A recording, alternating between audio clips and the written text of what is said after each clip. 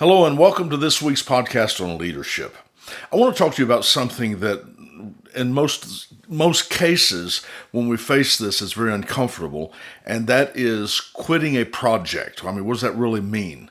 In other words, let me put it like this: have you ever been to a place that you were on this project, you'd invested a lot of time, maybe some money, and you come to the conclusion, you think, this isn't working. This plan isn't working. I'm bailing.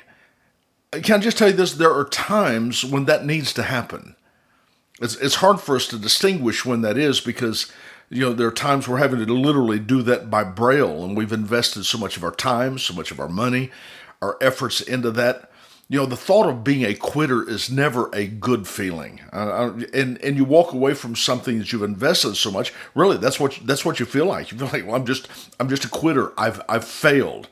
I mean, I've got friends that started a project, and after a year, they just flat couldn't get it off the ground. But they were under so much pressure because they felt like, I'm going to be a failure if I quit this project midstream.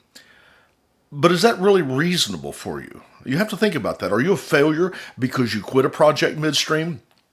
There are times when a plan is aborted through outside means, things that had nothing to do with you. And you got to know when to walk away from it and when to let it go. You got to know that. And I don't see that as quitting. It's the success of an entire plan. Now listen to me. The success of an entire plan doesn't usually rest on one individual idea. In other words, other factors which are out of your control can play it into that thing and can bring it down. So you got to see when the project continues to merit your time.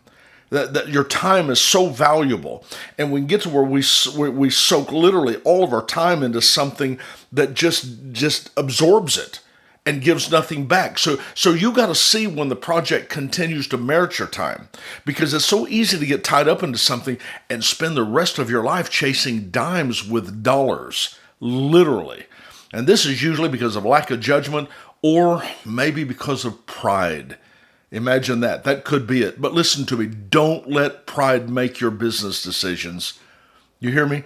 Don't let pride make your decisions. You got to discern the time to breathe life, time, and money into a project. And you also have got to learn to read the handwriting on the wall to know when it's time to put the thing out of its misery. Listen, there's many battles in each war. There's going to be another day. I promise you. It may not feel like it, but there's going to be another day, and there's going to be another opportunity.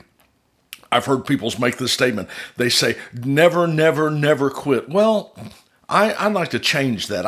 I think more accurately it should be said, never, never, never stop. See, that's a total different feeling, isn't it? It isn't a matter of quitting. I'm never going to stop. This project may not merit my time anymore, but I'm not stopping. I'll just pick up and join another over here. We've heard so many times when inventions, people went through hundreds of ideas, hundreds of efforts that seemed like failure, failure, failure, failure. I was reading the thing, if I can just do this out of recall, when Abraham Lincoln, all the things that he failed at until he became president. And then he succeeded. So you have to understand that there's a lot of opportunities to fail, or what the world would discern as failure, but it's not failure. Sometimes you're just making the decision, it's time for us to determine what's going to be the best investment of my time, my talent, and my energy. Now, one final note of caution I want to give you here. If you don't think the plan through, you're going to get confused and you're going to get pressured by the task, and you're going to want to quit. So know what you're willing to do. You got to determine that. You got to determine inside, this is what I'm willing to do, and know what you're willing to take on before you make commitments. That will make a big decision, and that determines what you'll stick with. Evaluate, consult. You got to do those things. Consult with somebody you trust. But once the decision is made, pull the trigger. Once the decision's made, step out there and make it happen. Don't linger for weeks at a time. I mean, once you embark upon this plan, this idea, give it all your heart. But there also comes a time when you look at it and you say, this doesn't merit my time anymore. So you got to let it go.